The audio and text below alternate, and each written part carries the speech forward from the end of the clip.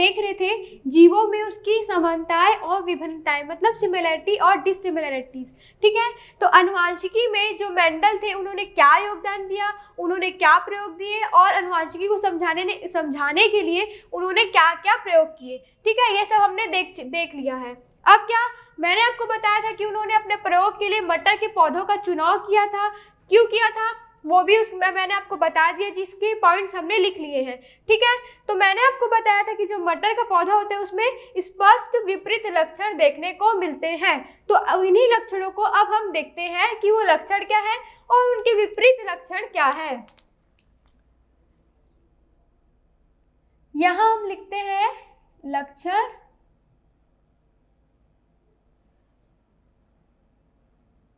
और उसके विपरीत लक्षण।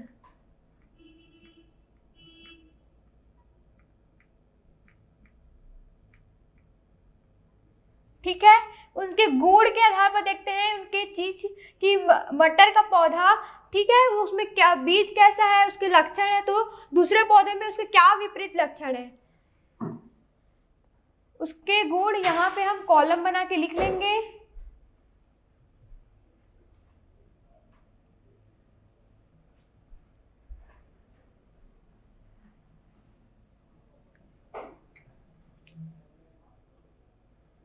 पहला गुण उसका हो जाएगा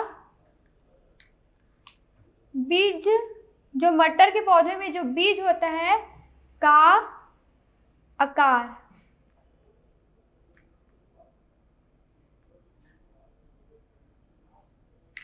ठीक है, बीज का आकार। तो कुछ मटर के पौधों में जो बीज का आकार होगा वो होगा गोल और कुछ में होगा झुर्रीदार।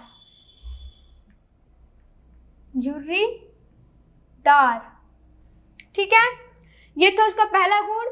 मटर के पौधों में जैसे मैंने बताया आपको कि मेंडल ने बहुत सारे प्रयोग किए अनुवांशिकी को समझाने के लिए। ठीक है, अनुवांशिकी को समझाने के लिए कि कैसे पीढ़ी दर पीढ़ी भिन्नताएं आ रही है, उसमें डिससिमिलरिटीज आ रही है, उसको समझाने के लिए उन्हें मटर के पौधों का चुनाव किया था, जिसमें उन्होंने बहुत सारे विपरीत लक्षण देखने को उनको मिले थे। ठीक है, तो उन्हीं गुण को हम इस कॉलम बना के देखते चल रहे हैं और समझते चलिए कि मटर के पौधे में कौन सा गुण होता है और कौन से लक्षण विपरीत लक्षण होते हैं। तो पहला गुण हमने देखा कि बीज का आकार। तो जो मटर के पौधों में जो बीज का आकार होगा तो उसके कुछ में होंगे गोल और किसी पौधे में होंगे झुर्रीदार। ठीक है, अब दूसरा देखते हैं बीज का रंग। किसी में होगा हरा तो किसी पौधों में होगा पीला। ठीक है, नेक्स्ट इसकी प्रॉपर्टी गुण देखते हैं। पुष्प, उसमें उगने वाले जो फ्लावर होंगे, पुष्प होंगे, उसका रंग। तो किसी पौधों में, मटर के पौधों में बैगनी रंग के फूल खिलते हैं और किसी पौधों में सफेद रंग के फूल देखने को मिलते हैं पौधों में मटर के।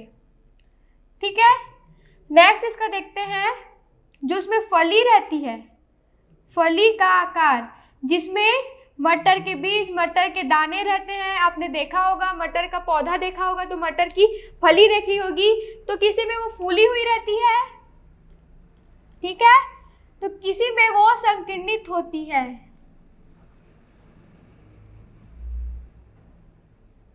ठीक है, अब फली का रंग देखते हैं। अब उसका भी रंग क्या होता है, फली का रंग। तो किसी में वो फली का रंग होता है पीली, फली का रंग पीली, या फिर किसी में रहती है वो हरी रंग की। अब देखते हैं उसमें जो पुष्प की स्थिति कैसी रहती है।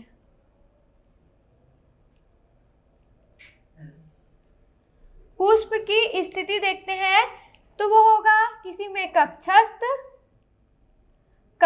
रहेगा स्थिति, या फिर किसी में रहेगा अग्रस्थ। लास्ट हम देखेंगे इसमें पौधा। ठीक है, पौधे का पौधों का क्या बोल सकते हैं, लंबाई। तो किसी में वो होगा लंबा,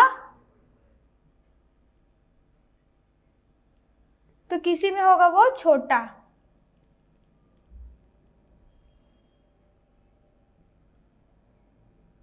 ठीक है, तो जो उन्होंने मटर का पौधों का चुनाव इसलिए किया क्योंकि उसमें बहुत सारे स्पष्ट विपरीत लक्षण आपको देखने को मिलेंगे, जिससे जो भिन्नताएं होती हैं उनका अध्ययन करना आसान हो जाता है। तो जो हमने मटर के कुछ गुण रखे हैं उसके आधार पर उनके लक्षण और विपरीत लक्षण को देख रहे हैं कि किसी पौधों में कुछ अलग लक्षण दिखते हैं तो किसी पौधों में कुछ अलग देखने को मिलता है। ठीक है, तो इसमें हमने 7 गुणों को रखा है मटर के पौधों के लिए, जिसमें पहला हम देखते हैं बीज का आकार। जो मटर के पौधों में बीज पाया जाता है उसका आकार, किसी पौधों में होता है बीज का आकार गोल तो किसी में झुर्रीदार। ठीक है, देखते हैं हम बीज का रंग कि जो बीज है उसका रंग कैसा है, तो किसी में होता है वो बीज हरा होता है तो किसी पौधों में होता है पीला। ठीक है, अब देखते हैं उसमें पुष्प का रंग। तो किसी पौधों में जो मटर के पौधे आपने देखा होगा तो किसी पौधों में बैंगनी रंग के फूल खिलते हैं तो किसी में सफेद रंग के फूल खिलते हैं। ऐसे उसमें फली का आकार देखते हैं, जिसे मटर के बीज पाए जाते हैं, मटर के जो दाने पाए जाते हैं वो फली, उसको फली कहते हैं। तो फली का आकार किसी में फूली हुई रहती है तो किसी में संकीर्णित होती है। ठीक है, अब उसमें देखते हैं जो फली का रंग किसमें है, तो किसी में पीली कलर की हर पाई जाती है फली, या फिर किसी में हरी। अब देखते हैं नेक्स्ट उसमें पुष्प की स्थिति। तो पुष्प की स्थिति पौधों में क्या है, कक्षस्थ है किसी पौधों में तो किसी पौधों में अग्रस्थ है। अब लास्ट इसमें देखते हैं जो 7वां गुण हमने देखा कि पौधों की लंबाई जो होता है, पौधों की लंबाई, तो किसी मटर का पौधा कोई लंबा है तो कोई मटर का पौधा छोटा है। तो इस आधार पर क्या 7 गुणों को रखते हुए उसके लक्षण विपरीत लक्षण देखे कि मटर के जो पौधे हैं उसमें बहुत सारे विपरीत लक्षण देखने को मिल रहे हैं अलग अलग। ठीक है, अब हम देखते हैं कि जो हमारे जो मेंडल थे उन्होंने क्या किया, किसी में तो वो स्वपरागण होने देते थे और किसी में वो पर परागण करते थे। ठीक है, अब पर परागण करवाते थे, पर परागण से जो संकर बीज बनते थे, ठीक है, उसको वो बोते थे, गिन कर बोते थे और उनका अध्ययन करते थे आने वाले नई पीढ़ी के पौधों का। तो हम नेक्स्ट पढ़ेंगे कि मेंडल के प्रयोगों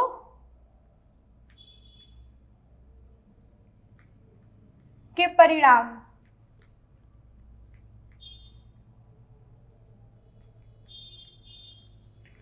तो ये जो मैं मेंडल के प्रयोग के परिणाम बता रही हूं वो है उसमें उगने वाले फूल के रंग बैंगनी व सफेद रंग के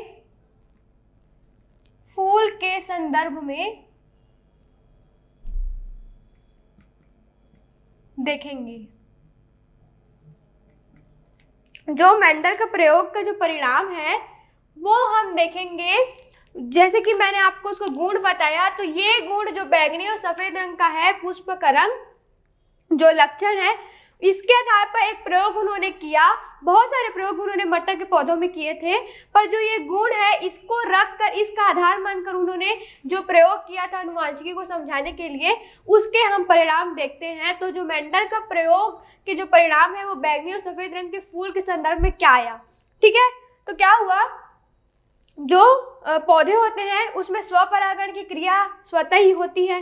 तो जैसे जो सफेद रंग के फूल है, ठीक है, उसके जो पौधों में स्वपरागण क्रिया होगी तो आने वाले भी जो उसके लक्षण है पीढ़ी दर पीढ़ी सेम आएगी। ठीक है, जो समानताएं होंगी, सिमिलैरिटीज होगी, पीढ़ी दर पीढ़ी जो लक्षण होंगे सेम होंगे। तो क्या होगा, आगे भी जो सफेद फूल के जो पौधे होंगे उसमें सफेद फूल ही आएंगे, तो उसको क्या बोलेंगे, शुद्ध सफेद पौधा, या फिर शुद्ध सफेद रंग का जो फूल है उसको शुद्ध माना जाएगा। ठीक है, उसमें स्वपरागण की क्रिया के द्वारा, क्योंकि लक्षण पीढ़ी दर पीढ़ी सेम ही आएंगे उसमें। उस वैसे ही बैंगनी रंग के जो फूल रहेंगे उसमें जो पौधे होंगे उसमें भी पीढ़ी दर पीढ़ी जो लक्षण है वैसी सेम आती जाएंगी, जो सिमिलैरिटीज है वो बनी रहेंगी। तो क्या हुआ, उन्होंने ये मान गया कि वो जो स्वपरागण की क्रिया द्वारा पीढ़ी दर पीढ़ी जो समानताएं आ रही हैं, सिमिलैरिटीज आ रही हैं, वो तो आती रहेंगी क्योंकि वो शुद्ध रूप में है। ठीक है, वैसे बैंगनी रंग के पौधा भी शुद्ध रूप में है, तो शुद्ध कारक हुआ। फिर क्या होता है, उन्होंने देख लिया कि जो पीढ़ी दर पीढ़ी सेम ही आएंगे, तो उन्होंने क्या किया, इन दोनों पौधों में, इन दोनों रंग के जो फूल थे उनके पौधों में उन्होंने पर परागण की क्रिया करवा दी। ठीक है, पर परागण करा दिया।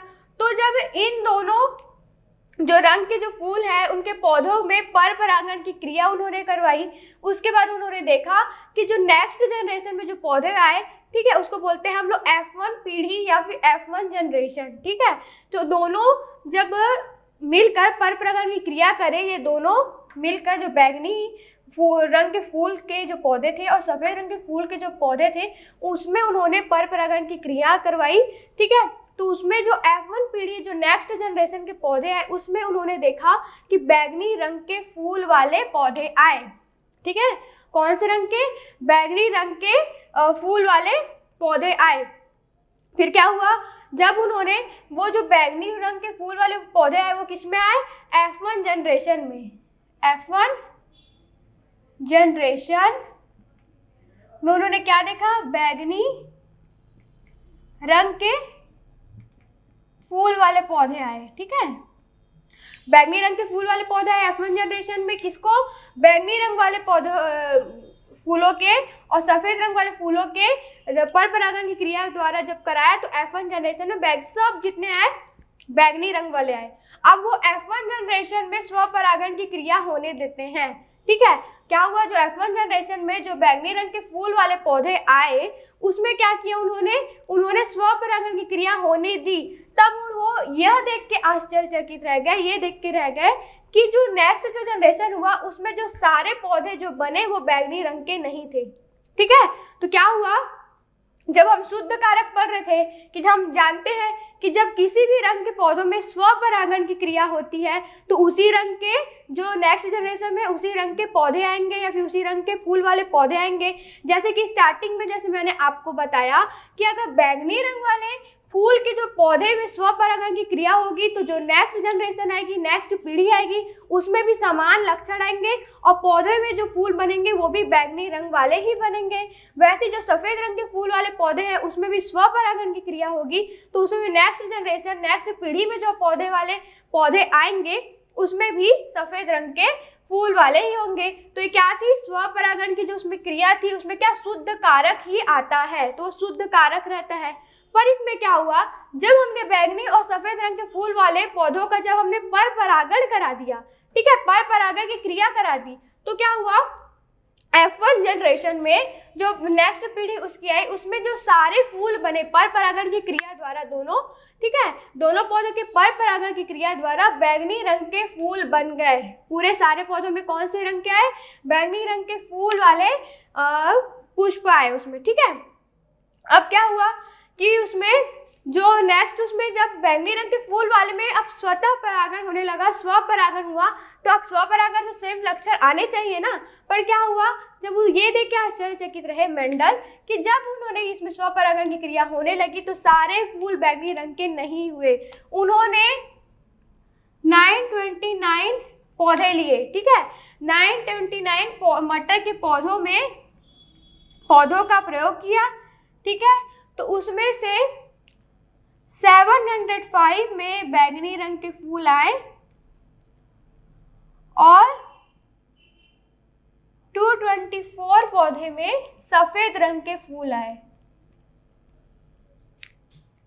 ठीक है, तो क्या बताया मैंने कि जो नेक्स्ट जनरेशन उसमें आए उसमें बैंगनी रंग के फूल पूरे नहीं आए। उसमें जैसे कि उसने 929 पौधों का टेस्ट किया, प्रयोग किया, जिसमें से 705 हुए बैंगनी रंग के और जो 224 थे वो सफेद रंग के। तो इसमें अनुपात उसमें क्या देखने को मिला, 3.15 अनुपात 1। ठीक है, इसका रेशियो उनको देखने को मिला। ठीक है, इतना अनुपात था इन फूलों के रंगों के पौधों में, इतना 3.15 अनुपात 1 का उन्होंने देखने को मिला। ठीक है, तो इससे क्या पता चलता है कि मेंडल के प्रयोगों से ये पता चलता है कि जो दूसरे पीढ़ी के जो विपरीत लक्षण है उसमें 3:1 का अनुपात 3:1 का अनुपात मतलब रेशियो का देखने को मिलता है। ठीक है, तो क्या हुआ, अब बोलेंगे कि बैंगनी रंग ही क्यों मिल रहा है नेक्स्ट F1 जनरेशन में, प्रथम पीढ़ी में क्यों ही देखने को मिल रहा है। तो क्या होता है, अगर किसी पौधों में 2 लक्षण है, ठीक है, 2 कारक विद्यमान है, तो उसमें क्या होगा, एक हावी कारक होगा और एक क्या होगा, दबा हुआ, उसको दब्बू कारक बोलते हैं। ठीक है, तो 2 कारक अगर उसमें प्रेजेंट है, 2 कारक उसमें विद्यमान है, तो उसमें जो पहला होगा वो अगर हावी है तो दूसरा हो गया दब्बू। तो जो हावी रहेगा उसको प्रभावी बोलेंगे, डोमिनेंट बोलेंगे, और जो अप्रभावी है, जो दब जा रहा है, जो दब्बू कारक है, उसको क्या बोलेंगे, रिसेसिव। ठीक है, तो क्या हुआ, एक प्रभावी कारक हो गया, एक अप्रभावी हो गया। तो जो प्रभावी, जो हावी कारक होता है, वो जो दूसरा जो कारक होता है दब्बू कारक या फिर जो क्या बोलते हैं अप्रभावी होता है, उसको दबा देता है। ठीक है, उसके लक्षण को दबा देता है और अपना जो लक्षण उसको प्रकट कर देता है। जैसे कि मैं हमने जो प्रयोग किया मेंडल ने, उस प्रयोग में बताया कि बैंगनी और सफेद रंग के जो जब उन्होंने पर परागण की क्रिया कराई तो उसमें क्या हुआ, F1 जनरेशन में पूरे बैंगनी रंग के फूल आ गए। तो जो बैंगनी रंग है वो क्या बता रहा है, अपना हावी गुण बता रहा है, हावी लक्षण, हावी कारक बता रहा है। तो मतलब जो बैंगनी रंग हुआ वो क्या हुआ, बैंगनी रंग आपका हो गया प्रभावी कारक। ठीक है, प्रभावी है वो, डोमिनेंट है, और जो सफेद रंग है वो क्या हुआ, दब्बू कारक, मतलब कि अप्रभावी, रिसेसिव है। तो क्या हुआ, जो बैंगनी रंग है वो जो लक्षण वो हावी है, जो सफेद रंग को दबा रहा है। ठीक है, तो क्या हुआ, इससे ये समझ आता है कि जो 2 कारक होते हैं उसमें जो एक प्रभावी होता है और एक अप्रभावी होता है जो दूसरे को दबा देता है। ठीक है, ये भी निष्कर्ष निकलता है। अब बोलते हैं कि परिणाम से क्या अनुमान लगाया जा सकता है। मेंडल के जो प्रयोग है उनके परिणाम से अनुमान, तो अनुमान ये लगाया जा सकता है कि आपको इससे ये पता चलता है कि किसी भी पौधों में या किसी भी चीज में 2 कारक प्रेजेंट है, 2 कारक विद्यमान है। ठीक है, नेक्स्ट क्या, दूसरा कि अगर एक कारक है वो एक कारक हावी रहेगा, दूसरा कारक क्या होगा, जो अप्रभावी रहेगा, दूसरा क्या रहेगा, अप्रभावी रहेगा। ठीक है, तीसरा हमने क्या देखा और कि अगर कोई प्रजनन के दौरान जो जनक है, ठीक है, वो जो जनक है उसमें प्रजनन के दौरान क्या होगा, जो कारक है, उस 2 कारक प्रेजेंट है उसमें से एक कारक ही उससे संतान में जाएगा और वो संतान में वो कारक जोड़ों के रूप में उपस्थित हो जाएगा। तो ये 3 अनुमान आपको कारकों के रूप में परिणाम से आप अनुमान लगा सकते हैं, प्रयोगों से आपको समझ में आ गया होगा। ठीक है, अब हम नेक्स्ट देखते हैं जो उसके जितने जो गुण है उस गुणों के आधार पर जितने पौधों में उन्होंने प्रयोग किया, ठीक है, उसमें क्या अनुपात देखने के मिले, जैसे कि मैंने बताया कि 3:1, ठीक है, 3:1 इतना उनको दूसरे पीढ़ी के लक्षण देखने को, विपरीत लक्षण देखने को मिले। तो वैसे अलग अलग हम गुणों का देख के प्रयोग करके देखते हैं कि उसमें कितना अनुपात उनको देखने को मिला। ठीक है, आप ये सबको नोट डाउन कर लीजिए। जैसे कि हमने मटर के पौधों में बैंगनी रंग के फूल और सफेद रंग के फूल के संदर्भ में प्रयोग करके उसके कुछ परिणाम देखे और उनके परिणामों से हमने कुछ अनुमान लगाया, वैसे ही जब हम मटर के पौधों के जो गुणों को पढ़ चुके हैं उन गुणों के आधार पर भी हमने प्रयोग किए, मेंडल ने प्रयोग किए और कुछ परिणाम देखने को मिले। ठीक है, इस चार्ट के हम माध्यम से आप समझने की कोशिश करेंगे। तो चलिए स्टार्ट करते हैं। उन्होंने पहला प्रयोग किया, देखो उसमें पौधों की संख्या थी, कितने पौधों पर प्रयोग किया, 7324, 7324 पौधों का प्रयोग किया, पहला प्रयोग। ठीक है, उसमें उन्होंने मटर के कौन से गुणों को लिया कि मटर के गोल और झुर्रीदार किसका था गुण, बीजों का। ठीक है, बीज का आकार जब हमने मटर के पौधों में पढ़ा था उसका आकार किसी में था गोल और किसी में था झुर्रीदार। ठीक है, तो इन गुणों को लेकर उन्होंने इतने पौधों की संख्या में अपना पहला प्रयोग किया। तो उन्होंने क्या देखा कि जो प्रथम पीढ़ी मतलब F1 जनरेशन में जो पौधे बने उसमें सारे गोल बीज वाले मटर के जो बीज थे वो वाले पौधे उनको देखने को मिले। ठीक है, किसमें, प्रथम पीढ़ी में F1 जनरेशन में उनको सारे गोल जो बीज वाले जो मटर के पौधे उनको देखने को मिले। अब क्या हुआ, दूसरी पीढ़ी आई, जब उसमें स्वपरागण की क्रिया कराई हुई तो उसमें क्या हुआ, उसमें आधे गोल और आधे झुर्रीदार बीज वाले पौधे देखने को मिले, जिसमें 5474 गोल बीज वाले थे पौधे थे और 1850 झुर्रीदार बीज वाले मटर के पौधे मिले। तो इस गुण का जो अनुपात, इस प्रयोगों का अनुपात कितना मिला, 2.96:1। ठीक है, इतना अनुपात उनको देखने को मिला। ठीक है, तो एक बार इसे फिर देखते हैं कि जो उन्होंने कौन से गुण को रख के किया प्रयोग, तो था मटर के बीज। मटर के बीज के आकार को उन्होंने उनके संदर्भ में रखकर उन्होंने पहला प्रयोग उसमें हम लोग देखने को मिला, जिसमें उन्होंने 7324 पौधों में प्रयोग किया। गुण क्या रखा, गोल और झुर्रीदार बीज वाले पौधों का गुण रखा। तो पहले पीढ़ी में क्या हुआ, जो गोल बीज वाले थे वो प्रभावी गुण है, डोमिनेंट गुण है, तो वो जो अप्रभावी गुण है उसको दबा दिए। झुर्रीदार गुण क्या होता है, अप्रभावी होता है। तो क्या हुआ, प्रथम पीढ़ी में F1 जनरेशन में जो पूरे गोल बीज वाले पौधे मिले, क्योंकि जो गोल है वो प्रभावी गुण प्रदर्शित करता है, डोमिनेंट है। ठीक है, दूसरी पीढ़ी में क्या हुआ, आधे गोल आधे झुर्रीदार वाले बीज वाले पौधे मटर के देखने को मिले, जिसमें 5474 गोल बीज वाले थे और 1850 झुर्रीदार बीज वाले पौधे मिले, जिसका अनुपात आपको देखने को मिल रहा है 2.96:1। ठीक है, अब दूसरा प्रयोग देखते हैं। दूसरा प्रयोग उन्होंने किया, कितने पौधों की संख्या ली, कितने पौधों पर किया, 8023। ठीक है, 8023 पौधों की संख्या उन्होंने ली। ठीक है, उसमें उन्होंने कौन से गुणों का किया, पीले और हरे बीज। तो उसमें बीजों के रंग के संदर्भ में किया। ठीक है, कि कुछ बीजों में पीले रंग के होते हैं, कुछ बीज क्या होते हैं, हरे रंग के होते हैं। तो बीजों के रंग के संदर्भ में पीले और हरे बीज के संदर्भ में उन्होंने 8023 पौधों में प्रयोग किया, जिसमें क्या हुआ, प्रथम पीढ़ी F1 जनरेशन में सारे पीले रंग के बीज देखने को मिले। मतलब कि पीला रंग क्या हो गया, पीला रंग हो गया आपका प्रभावी गुण, मतलब प्रभावी कारक, डोमिनेंट हो गया। और अप्रभावी क्या हुआ, हरा। मतलब कि F1 जनरेशन में जो जो आपको मिलेगा वो सब प्रभावी कारक होंगे, प्रभावी होंगे, डोमिनेंट होंगे, क्योंकि वो दूसरे गुणों दूसरे कारक को दबा दे रहे हैं। ठीक है, तो सारे पीले रंग के बीज देखने को मिले।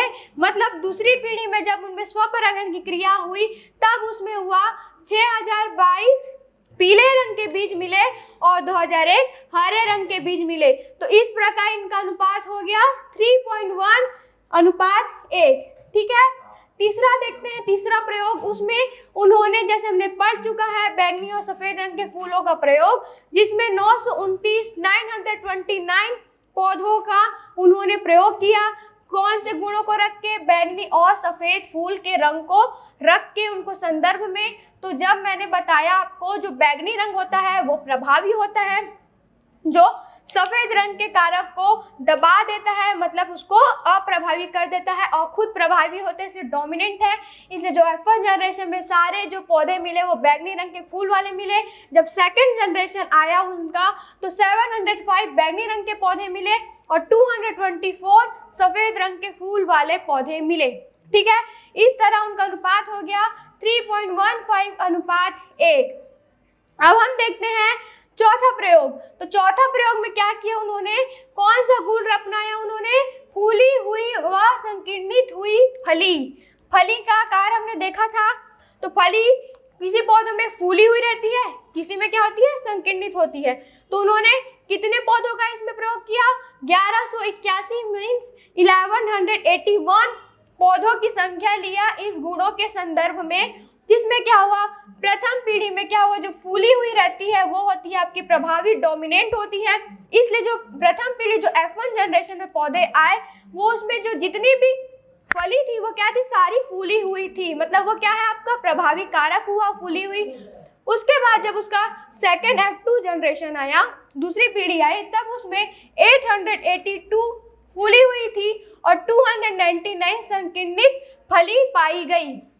ठीक है, तो इसमें इसका अनुपात कितना हो गया, 2.95:1। इतना अनुपात हमको इसके गुणों के संदर्भ में देखने को मिला। अब हम देखते हैं पांचवा प्रयोग। पांचवा प्रयोग हमारा हो जाएगा, कितने पौधों को ली, कितने पौधों की संख्या उन्होंने ली, तो 580 पौधों में उन्होंने प्रयोग किया। अब कौन से गुण को लेके किया, तो हरी और पीली रंग की फलियां, जो फली का आकार हमने देखा उसी के रंग मतलब वो हरी है या पीली, ठीक है, उनके लिए गुणों को रखकर उन्होंने प्रयोग किया 580 पौधों में। तो क्या हुआ, जो प्रथम पीढ़ी थी उसमें क्या हुई, सारी हरी फलियां देखने को मिली, सारी हरी फलियां वाले पौधे देखने को मिले। मतलब क्या, हरा रंग क्या दर्शा रहा है, हरा रंग आपको क्या शो कर रहा है कि ये प्रभावी गुण है। क्या है, प्रभावी गुण है, डोमिनेंट है। जो पीली रंग को दबा रहा है उसको क्या कर रहा है, उसको अप्रभावी करे, मतलब पीली क्या हुआ, अप्रभावी हो गया ना, रिसेसिव हो गया। तो अब क्या हुआ, जो दूसरी पीढ़ी आई, F2 जनरेशन आया, उसमें क्या हुआ, 428 हरी फलियां थी और 152 पीली फलियां थी। अब क्या हुआ, उसका अनुपात 2.82:1 हो गया, ठीक है। अब छठवां प्रयोग देखते हैं। छठा प्रयोग में क्या किया उन्होंने, 858 पौधे लिए। कितने, 858 पौधे लिए, जिसमें उन्होंने कौन से गुण को रख के किया प्रयोग, कि पुष्पों की स्थिति से, तो क्या कक्षस्थ है या फिर वो अग्रस्थ है, ठीक है। अब क्या हुआ, प्रथम पीढ़ी जब F1 जनरेशन हुआ आया तो सारे कैसे निकले, पुष्पों की स्थिति कक्षस्थ निकले। मतलब कक्षस्थ क्या शो कर रहा है, प्रभावी शो कर रहा है, ठीक है, डोमिनेंट शो कर रहा है। अब दूसरी पीढ़ी आई, दूसरी पीढ़ी में क्या हुआ, 651 कक्षस्थ निकले, 207 अग्रस्थ निकले, ठीक है। तो अनुपात कितना देखने को मिला, 2.14:1, ठीक है। अब लास्ट देखते हैं सातवां प्रयोग उसका। तो सातवां प्रयोग में कितने पौधों की संख्या उन्होंने ली, 1064, ठीक है। उसमें उन्होंने कौन सा गुण रखा, लंबा और छोटा तना, ठीक है। पौधों की लंबाई में लंबा और छोटा तना के संदर्भ में 1064 पौधों का प्रयोग किया, जिसमें प्रथम पीढ़ी F1 जनरेशन सारे लंबे हुए, सारे लंबे पौधे हुए। मतलब लंबा क्या था, प्रभावी था, जो दूसरे गुण को अप्रभावी कर दिया। कि दूसरे जनरेशन F2 पीढ़ी की बात करें तो उसमें क्या हुआ, 787 लंबे पौधे मिले और 277 छोटे पौधे मिले। तो अनुपात हमको कितना देखने को मिला, 2.84:1, ठीक है। तो ये चार्ट से आपको ये शो होगा कि जब उन्होंने मटर के पौधों का चुनाव किया तो उसमें जो गुण देखे, ठीक है, जो हमने उसके लक्षण देखे, विपरीत लक्षण देखे, वो हमने देख लिया। फिर उन गुणों के आधार पर उन्होंने क्या क्या प्रयोग किया, ठीक है, उनमें कितने पौधों की संख्या को इंक्लूड किया, जो हमने देख लिया। इतने पौधों में ये गुण रखकर उन्होंने प्रयोग किया, ठीक है। तो प्रथम पीढ़ी में कौन से है, जो प्रभावी गुण होंगे, जो डोमिनेंट होंगे, वो आपको सब प्रथम पीढ़ी में देखने को मिलेंगे। तो इससे आपको क्या अनुमान हो जाएगा कि कौन से जो लक्षण होते हैं वो प्रभावी होते हैं, ठीक है, कौन से गुण में, तो ये कौन से कारक प्रभावी होते हैं। इस चार्ट से आपको ये देखने को मिलेगा और आपको पता चल जाएगा कि कौन से गुण प्रभावी होते हैं। अब दूसरी पीढ़ी की बात करेंगे ना, तो उसमें क्या होगा, जो प्रभावी गुण होंगे ना, जो प्रभावी कारक होंगे उनकी संख्या हमेशा ज्यादा होंगी। जैसे कि जो 5474 जो गोल है और 1850 झुर्रीदार, तो संख्या किसकी ज्यादा है, गोल वाले की। तो गोल जैसे कि आपने प्रथम पीढ़ी में देखा कि वो क्या थे, प्रभावी थे। तो आपको ये देखने को भी इसमें मिल सकता है, आप ये भी एक नोट कर सकते हैं, नोटिस कि जो प्रभावी गुण होंगे वो दूसरी पीढ़ी में भी उसकी संख्या ज्यादा ही होगी अप्रभावी से, ठीक है। ये भी हमको देखने को मिला दूसरी पीढ़ी में, और सबका अनुपात कितना आएगा वो भी देखने को मिला। तो ये क्या था, मटर के पौधों में अलग अलग गुणों को रखकर कि पौधों की संख्या लेकर उसमें प्रयोग किए गए और उनका F1 पीढ़ी में देखा गया, F2 पीढ़ी में देखा गया, पौधों की संख्या और उसका निष्कर्ष निकाला गया और अनुपात देखा गया। ये थे मेंडल के प्रयोग। अब देखते हैं कि जैसे बैंगनी फूल और सफेद फूल का देखें, तो बैंगनी फूल को आप ऐसे लिख सकते हैं VV और सफेद फूल को रख सकते हैं स्मॉल VV से, ठीक है। अब इसका हम संकरण करा रहे हैं।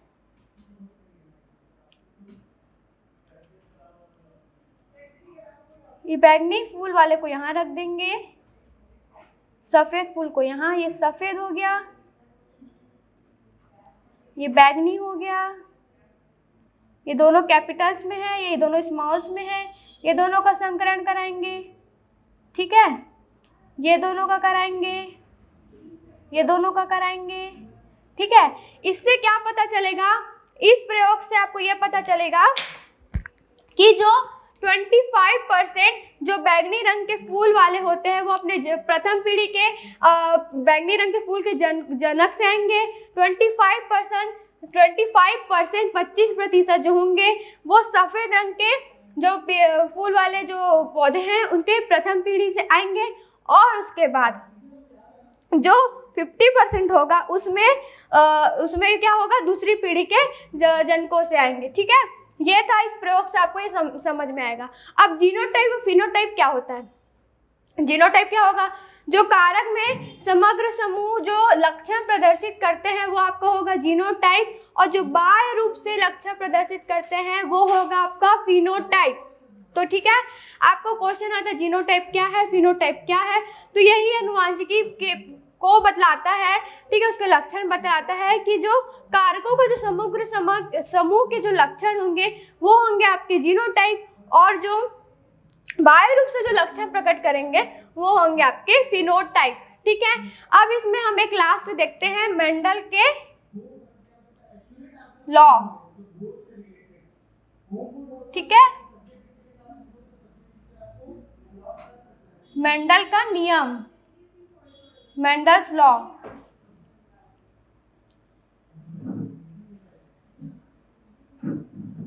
मेंडल का नियम देखते हैं। तो मेंडल ने क्या बताया, मेंडल ने बताया कि जो अगर युग्मक है, ठीक है, जो परागकण बीजांड से जो बनते हैं, ठीक है, जो परागकण और बीजांड बनते हैं तो युग्मक से बनेंगे, ये जोड़े युग्मक से, तो उसके जो कारक होते हैं वो अलग अलग आते हैं, ठीक है, उनमें जो कारक है उसमें अलग अलग आएंगे। जैसे कि जो सफेद फूल वाले, फिर उनका एग्जाम्पल ले लेते हैं, जो सफेद रंग फूल वाले होंगे, ठीक है, और जो बैंगनी रंग के फूल वाले जो बनेंगे उसमें जो बीजांड और जो परागकण जो बनेंगे या तो वो सफेद फूल वाले एक के कारक होंगे, या फिर जो बैंगनी रंग फूल बनेंगे उसके कारक होंगे, या फिर वो दोनों कारक से मिलके बनेंगे।